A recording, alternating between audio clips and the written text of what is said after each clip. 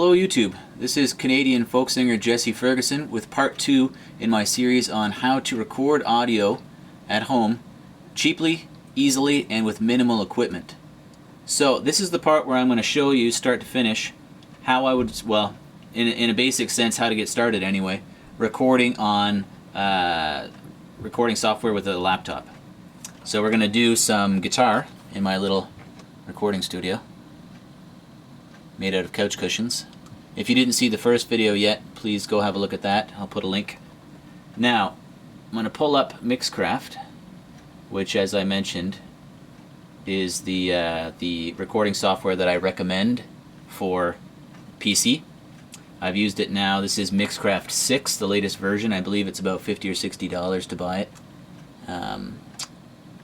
And here is our audio interface. M-Box. So we've got it set up with the microphone cord now, and my headphones are plugged in. So I'm going to choose a project. You can do electronic music, or you can do acoustic music, or real audio. So I'm going to choose record yourself or your band. Now, these are the various tracks. You can have a whole bunch of different tracks for a number of instruments. So this song, this recording, I'm just going to do vocal and a guitar. So I'm going to choose this. You can name the tracks. We'll do this in the short form version. So I'm going to arm the track. So that means you're basically going to get it ready to record. So click arm, and it's going to turn red. That means it's ready to go.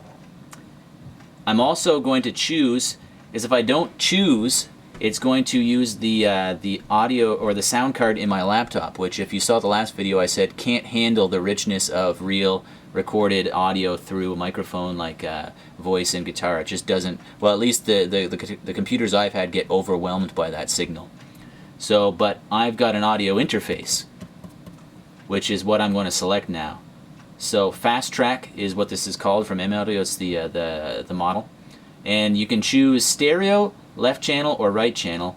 I always go with just left channel because I'm only using one microphone. If you plug in two microphones, you can record in stereo, right? One side and the other side.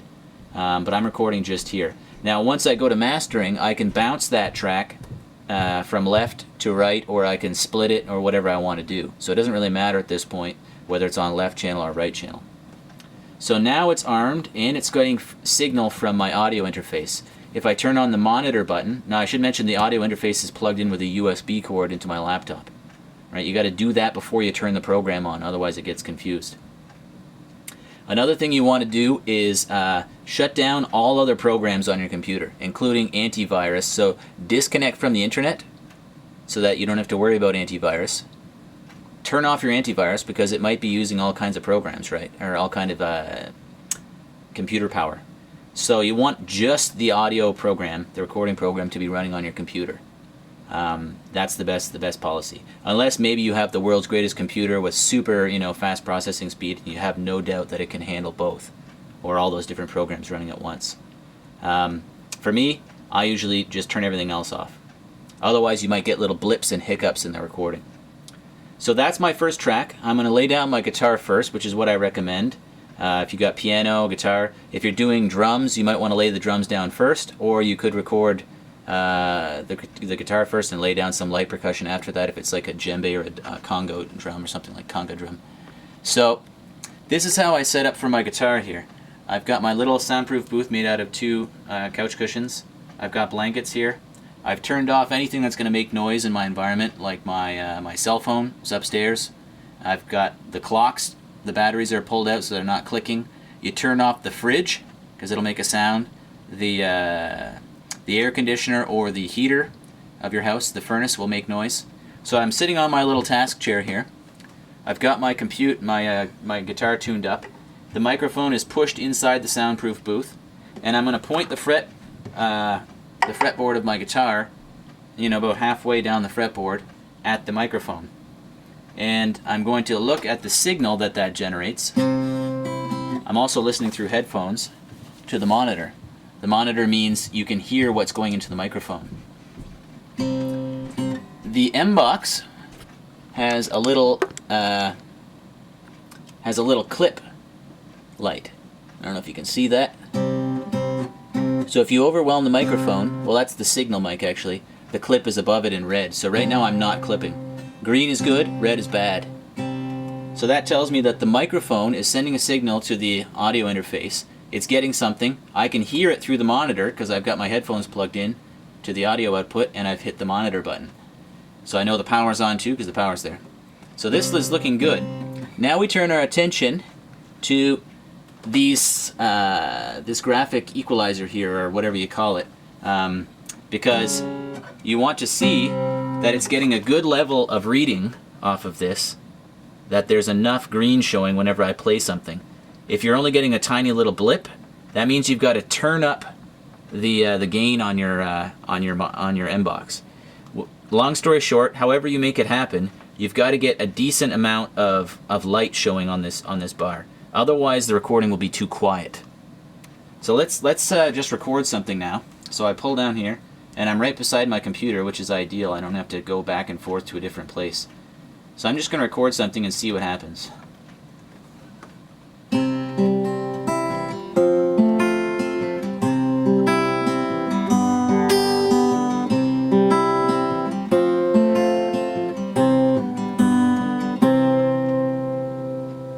So that's all I'm going to do.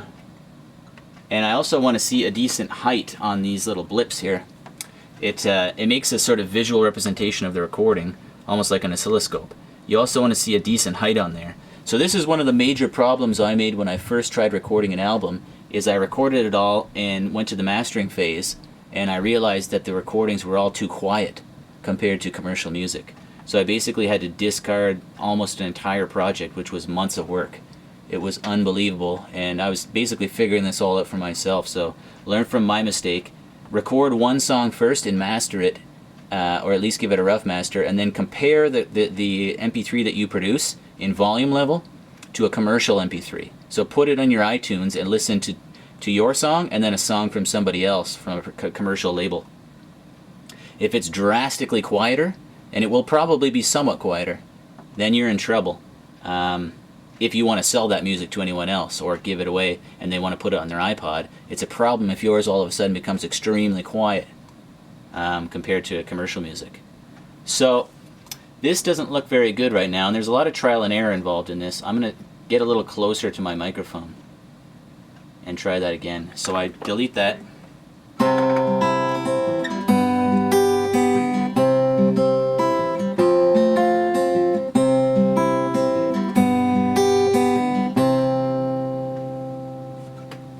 Now that's looking a little better. Now I'm going to pull my headphones out and plug in a little speaker so that you folks can hear what I just recorded, and we'll see if together if we think it sounds reasonable or not. I've got a little speaker here to plug in, and now let's see.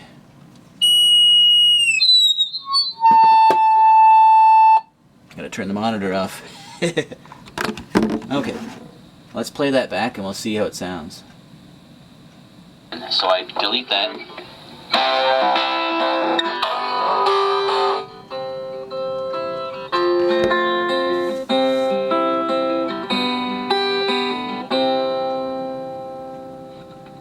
Now that sounds reasonable to me.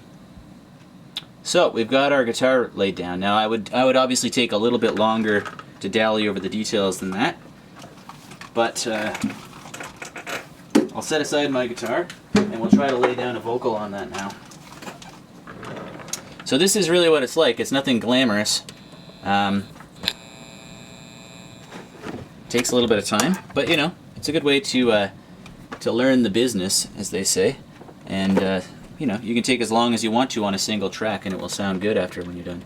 So I plug in my headphones again, turn the monitor back on, and now I'm going to adjust my microphone for vocal singing. Again, I use the same microphone, which is a PVM22 is the model, whatever that means. I've got my little puff screen here, which, as I mentioned, is a little piece of mesh that just lets you... Now, why is this... seems to be drooping here. There we go. Bear with me, folks.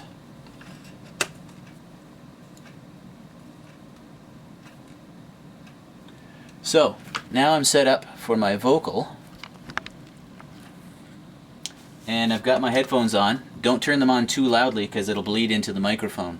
So the microphone is set back into the soundproof booth. As I said, if I really wanted to, I could pull this blanket over my head and get even more soundproof. You can add reverb to it later. Once you've got a good strong signal, you can add reverb to it later. And it could sound like you're in a big amphitheater.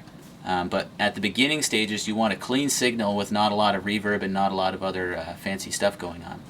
So what you would do is you get yourself, again, you got to find a reading on your track. So I'm going to disarm the guitar one and arm another track. Exactly the same procedure. I usually send it to the left channel for whatever reason.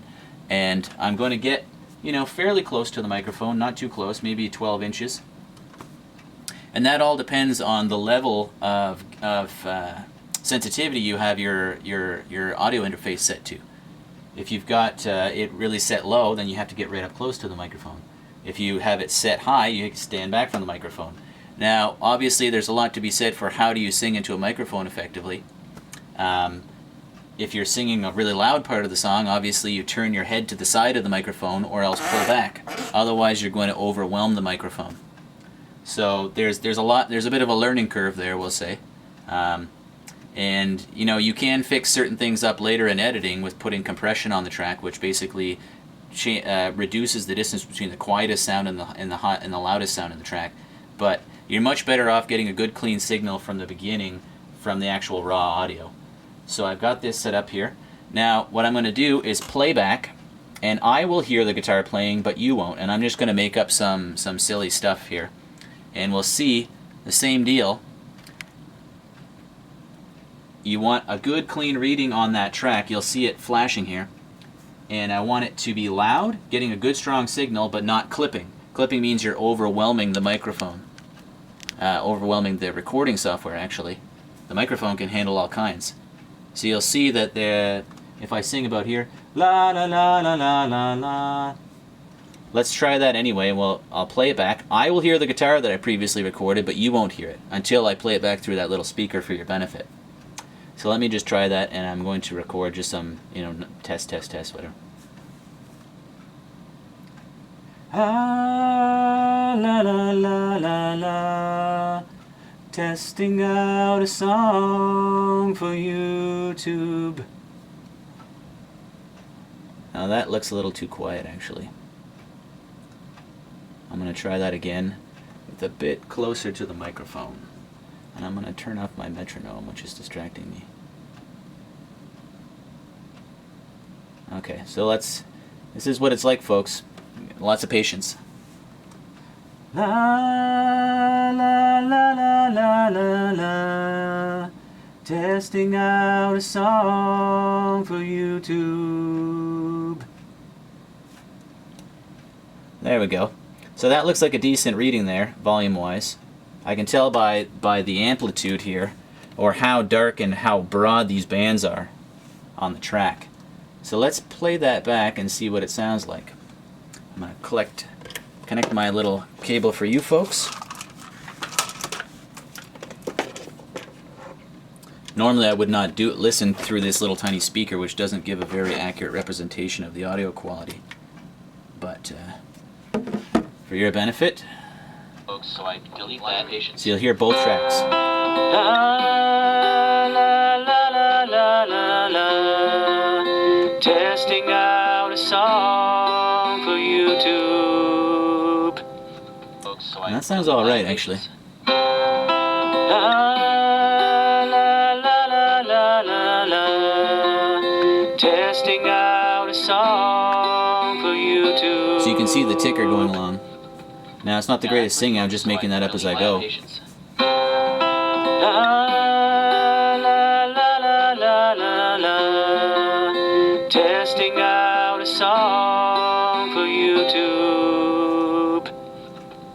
That's not too bad, I don't think. There we go. So anyway, now, as I go back, I can edit that, obviously, and I'm not going to get into that on this video. This is just to get you started. So if I want to add a harmony on that now, I'll activate another channel.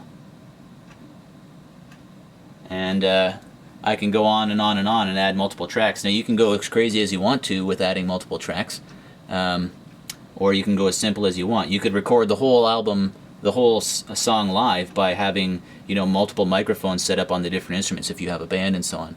So a live album is done that way. Is much faster to record, of course, but it's harder to go back afterwards if you made a mistake on something to record, you know, just one part if you were jamming with your buddies all playing live. So once you're done with this, you can obviously edit with all these parameters. You can add effects like reverb to make it sound like you're in a big hall or something like that. You can make your guitar sound like an electric guitar. I mean, the sky is the limit really in terms of how much time and effort you want to invest into editing your work. Once you're done, you would mix down the song. Mix down means you take all those different tracks you have and you condense them down into one piece of audio. So you can choose MP3, Wave, or Windows Media Audio, OGG, I don't know what that is. Most of the time you're going to want an MP3. Now the quality of an MP3 is not as good as a WAV file, so usually you save it, usually you save it as a WAV and an MP3, or save it as a WAV then convert it to an MP3 if you want to. So here it is playing on Windows Media Player for me.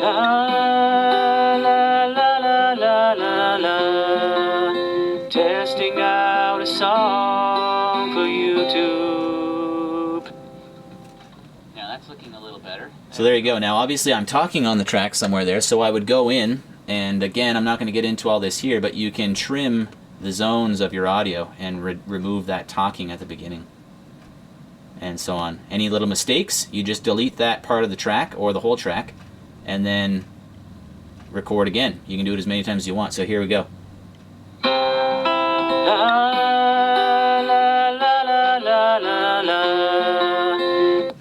So you can see I cut out the talking that was at the beginning. So that, in a nutshell, is how you get started doing recording. Now if you're using GarageBand, it'd be almost exactly the same thing. I mean, Mixcraft is done by Acoustica, a company, and they basically modeled it very closely on GarageBand, to be honest with you. So folks, that's my bare bones version of how to record audio at home. Again, I'm Jesse Ferguson, Canadian folk musician. I hope you found this useful. If you want more advanced information on how to edit audio and how to perfect the sound at the source, Acoustica, which makes Mixcraft. I'm not an employee of them or an affiliate in any way, so this is my unbiased opinion. They have a whole series of videos that you can watch on their YouTube channel, but this just gives you an absolute bare bones version of how to get started recording audio at home, and it produces pretty reasonable results. Obviously you're going to have to spend some time learning how to do it, but it's worth the effort, and it doesn't really take that long to improve. Every CD you produce, every album will get a little bit better in terms of the production values. So again, I hope you found that useful. You can visit my website if you'd like some more information about my music, and I look forward to your questions and comments. I'll try to answer some of them if I can. Again, I'm not a big music producer. I basically know as little as possible to get a reasonable result in terms of the recordings. Maybe that's not the best policy to have, but it is my my approach. So happy recording, happy strumming, and I'll catch you on the next one. Thanks. Bye.